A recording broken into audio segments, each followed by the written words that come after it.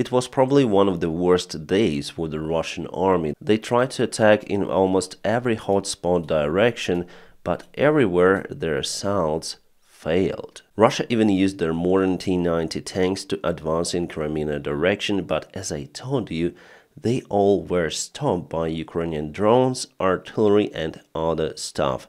So here you go, the tank was totally kaputted with the FPV drone. So drones really matter. By the way, quite a rare picture to see the Russian tanks without the grille on the top. Hello my friends and welcome, my name is Dennis and this is the latest update from Ukraine. Let's go and review the situation in Avdiivka, because here Russia actually took some of the ground, but their attack finally failed. So they want to expand this attack direction. Let's check out the timeline. It was yesterday and it is today. Clearly they expanded this bridgehead, taking the part of the road and the forest, nothing more. But for what cost? Let's watch some other videos from the front lines. So here we go with a new Russian advancement. This time they have the tanks with the grills on the top. Not just a single tank, but there were some of the other vehicles, including the Russian BMPs with infantry on top, the new Russian armor.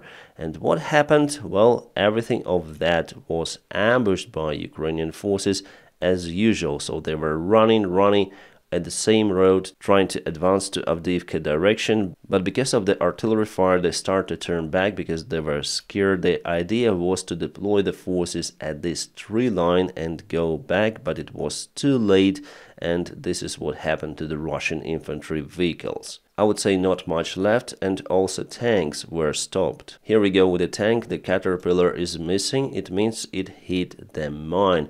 Also just look at the turret protection. The turret is protected from the top and also from the sides, which makes the evacuation from the tank a very hard task for the Russian army.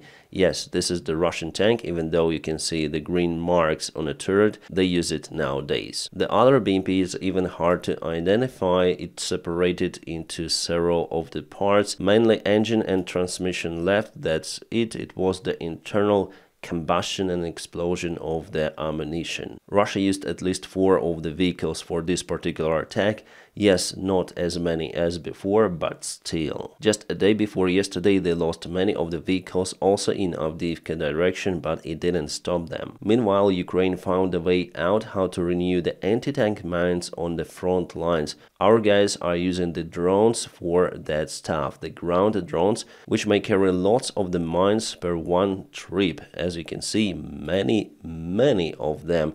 I would say weather now helps for it because the friction is not that hard. Yes, with this technique you are unable to get those mines under the ground, but you still create the obstacle for the Russian army, so they are unable to cover those mines over, and there were numerous of the cases how Russian vehicles just run over those mines which are visible. So the Russian advancement in Avdiivka, as I showed you, happened not this with the convoy, it happened over here from the northern part, from Krasnogorivka, their usual direction of attack. They tried to reach Stepovo with those convoys. And here on the south they just advanced with the infantry forces, using the waste system to advance underground. But this attack direction is not that profitable for the Russian army as they thought it could be, because finally there is dead end with a single street available for their advancement, so Ukraine controls that place. Nevertheless, Russia has the potential to advance in Avdiivka direction. For now, they are unable to take the town under control, they are unable to encircle it. Ukraine keeps the town secured, but for how long it could continue, well, I cannot tell you. I'm not sure about the terms.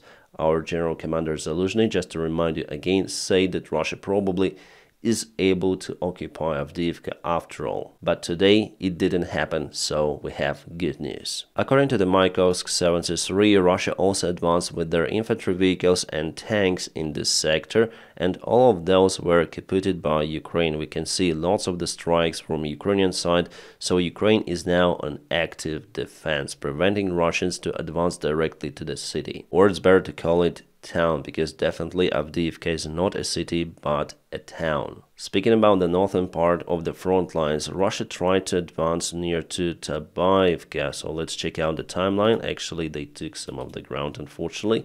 Yes, it was yesterday and it is today.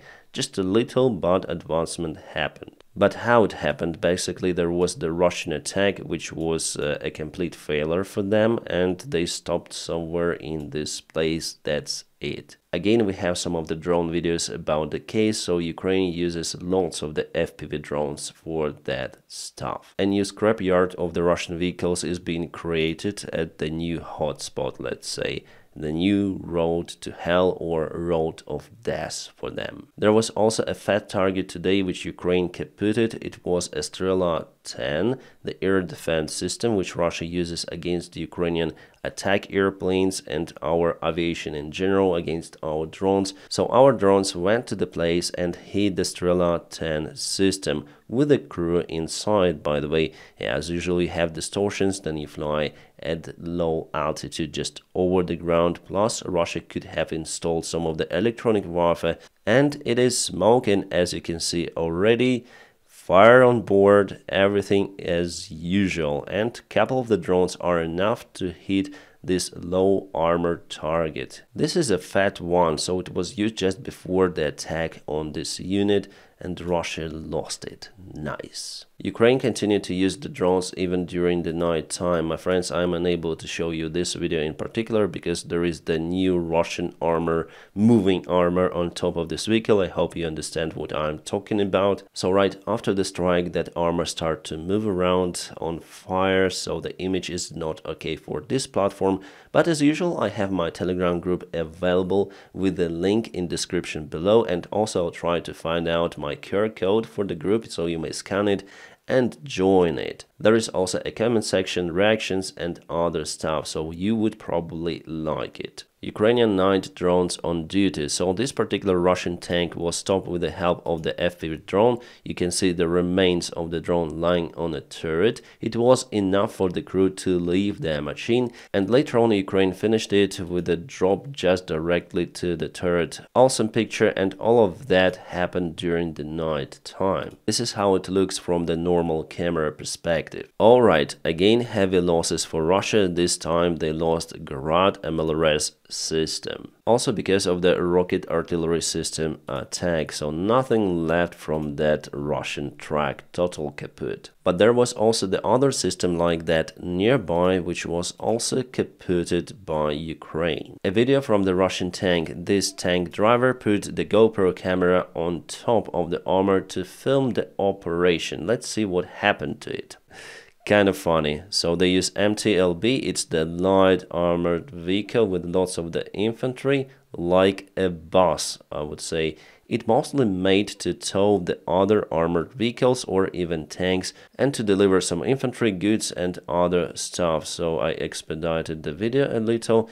The MTLB is going forward, and later on their small convoy was ambushed, and the Russian soldiers start to run away. I wonder why the tank is going behind the infantry vehicle. According to any sort of the book, it should go forward. And this is what happened to the tank. Definitely it is under the Ukrainian fire. There were several of the shells hitting it, and the crew is leaving that tank, including the tank driver who forgot his phone, so it was filmed not on a GoPro but on the phone. Later on, Ukraine used some of the drone drops on the place because there were some of the Russian infantry forces and recovered the phone from the tank. That is why we are able to watch this video. What can I say? That miraculously the Russian armored vehicle MTLB survived this attack. It was really fast deploying the forces and going out from the place. I thought that it was hit, but no, it ran away. And you know what happens? Russia continued to assault again on the southern direction. Here you can see no snow. It means that it is somewhere on the south. There is some snow in Avdiivka, but in Kherson Oblast and Zaporizhia snow has already melted. Weather changes a lot nowadays in Ukraine, so here are some of the tanks. Ukraine continued to use the cluster munition on the Russian position, so after Russian vehicles were stopped, as on this video, infantry starts to run away, but immediately Ukraine launches the cluster shells on position, so it's the logic of our guys. A usual picture of the Russian zombies. Unfortunately, I'm unable to find the exact place of this Russian convoy, which was completely ambushed. I know that this tank was moving forward, it was just on the front part because it has the demining flag, but it didn't stop it from hitting the mine itself because it lost the caterpillar over here. There was one more tank and also armored vehicles, 2 of them. And after those vehicles are stopped, Ukraine finishes the job with the drone drops.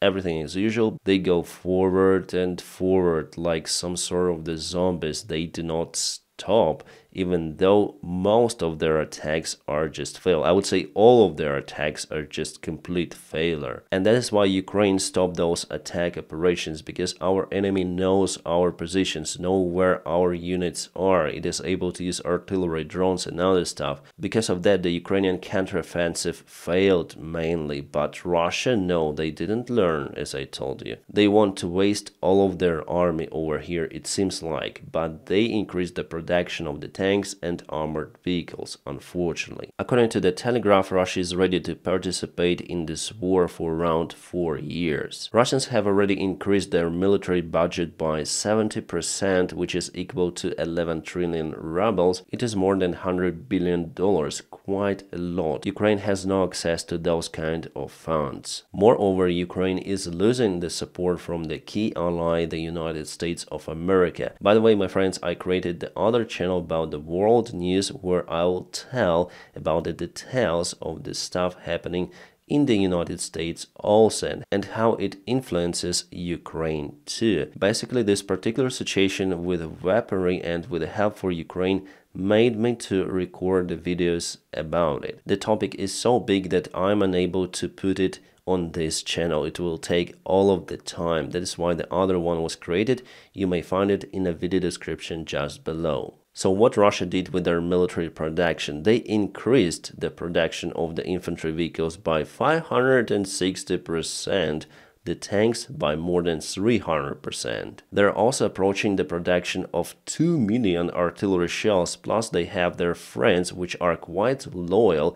Just to remind you, North Korea gave more shells to Russia than all of the European Union combined to Ukraine. And this year, Russia is finally turning their civilian facilities to produce weaponry, as crazy as it is, but they put their economy into the war rails. Yes, still this year they do not have the immediate advantage over Ukraine, but in 3 years, obviously Russia would have astonishing advantage over Ukrainian army if it continues like that. Yes, Ukraine also has the production of the weaponry on its territory, but not as much as Russia has. So all of the talks that Ukraine should have its own production, no, it's just not possible to compete with the Russian military machine. So in a long-term perspective, we have bad news for Ukraine. If our allies fail to support Ukraine, Ukraine will lose. How? Well, Russia will take more ground and Ukraine will be forced to sign some of the peace agreement with Russia,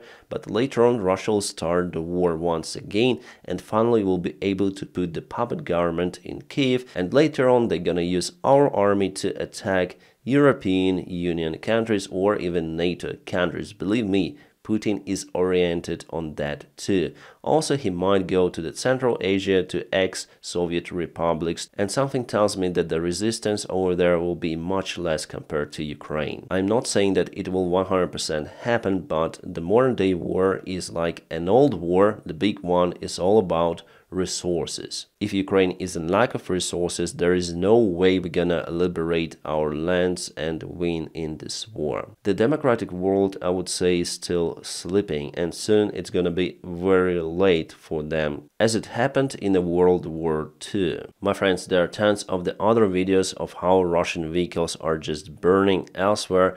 As I told you, it seems like they activated all of their attacks in a very important hotspots of the front lines, but all of them are just like that, complete failure. This is a Ukrainian Leopard 1A5 tank which is not used in direct combat with the Russian tanks or with the Russian forces any longer, because around 2 months ago Ukraine lost one of them, and we understood that in direct fight with the Russian army those tanks are not that good. They are quite outdated and vulnerable against the modern day weaponry. So now Ukraine mostly uses them as the infantry support or sometimes even as artillery systems. Again, there was the Russian rocket attack on Ukraine today. Unfortunately, they hit one of the factories. It happened in Poltava region, and for me it's hard to say what was produced over there, but the fire continues until now for several hours already. Biden has released a new strategy for the military support of Ukraine in 2024. According to it, Ukraine will not go on offensive operations this year at least, because simply we're out of the resources from our key ally. Joe Biden knows that. That's why he's out of any kind of the proposals for Ukrainian army to start new counteroffensive or something like that. The main idea is to resist against the Russian attacks. And because Russia increases the military production, it will be very hard for Ukraine without increasing the military support from the United States. About the military support itself, good news are coming from Senate. Key senators cut deal to give US new power to clamp down on border crossings. So they are close to the deal about the border, and Democrats are willing to sign the deal. But it seems like the House of Representatives, together with Mike Johnson, are not ready even to vote for it. So the good news are coming from some of the senators, but the bad news are coming from the House of Representatives. I would say that MAGA has lots of the influence on Mike Johnson, including Trump himself. Hopefully, after all, the deal will be signed for Ukraine. More about it I'm gonna speak today on my other channel. Ukraine did some tuning for Ahmad Battalion vehicle. Now they have some of the fresh air coming inside just from the roof. I wonder why the strike didn't kaput the vehicle itself. I guess they were just lucky. The oil tanker Marlin Luanda was targeted by Houthi forces after crossing the Red Sea. The crude oil tanker belongs to the British company but was transporting the Russian oil. And here we even see some of the photos with fire on board of this ship. Later on, the fire was extinguished and the ship continued its operation towards destination. So again, friendly fire by Houthi forces on the Russian oil. Before, China was quite concerned about the Houthi activity in the Red Sea because they also need to trade through those waters, so they asked Iran to influence Houthis to reduce the attack levels. This day, on 27th of January 2006, Ukraine cut its last strategic bomber Tu-22. After the Soviet Union collapsed, Ukraine got lots of the military forces, even nukes, together with the tools to deliver those airplanes. But we signed the agreement with our allies for some sort of the guarantees that we're gonna get rid of our nukes and all of the army stuff to deliver the mass destruction weaponry. And what we have right now, that one of the countries which guaranteed the security for Ukraine attacked Ukraine itself, even with some of the missiles that were supplied to the Russian Federation from Ukraine. Ukraine basically paid Russia for the gas debts with missiles, which are now used by Russia to attack Ukrainian civilian infrastructure. See how history goes, and it happened just not a long time ago, 20 years ago, even less. And our other allies are not helping us enough to withstand against the Russian aggression in a long-term perspective, as I mentioned you. But still, we're very grateful for our allies. I think it's mostly the mistake of Ukrainian government and Ukrainian people who didn't go on raids against sending the nukes to the Russian Federation. I know why it happened. Our society was in deep economical crisis, so it wasn't time for riots. Really, our people were forced to survive after the Soviet Union collapse. So mainly Ukrainian government and the first president is responsible for what happened there. As we see, the only guarantee for your security is your nuclear weaponry or your army. That's it. For this reason, unfortunately, many of the countries now want to get nuclear missiles or nuclear bombs. But some countries with dictators in charge like Iran or North Korea, they want to get nukes for assault, not for defense. And I wonder how we allow those countries to have nukes. Well, Iran is under the question, but North Korea, they do have nukes, and Ukraine is out of them. A local priest in a Central African Republic opened the Wagner Church, and the main Christ there is Prigozhin. Definitely Prigozhin suffered for their sins, but not enough. The Ukrainian intelligence chief Budanov said that no side is able to say of what happened with Russian Ilyushin-76 that was downed near to Belgorod. Russia says that there were Ukrainian POWs on board, but it doesn't provide the reliable evidence. I would speculate that there were no Ukrainian POWs on board. I don't have proofs about it, but I don't have the reliable proofs to confirm that. That is why it didn't happen according to logic. My friends, now don't forget to press your huge like to this video. By doing so, you help me a lot. Also, if you want to support my job, there will be some of the links in the video description just below. Special thanks for my Patreon supporters and the sponsors of my YouTube channel. Guys, you are awesome. My friends, I wish you all a peaceful sky wherever you are and have a great time.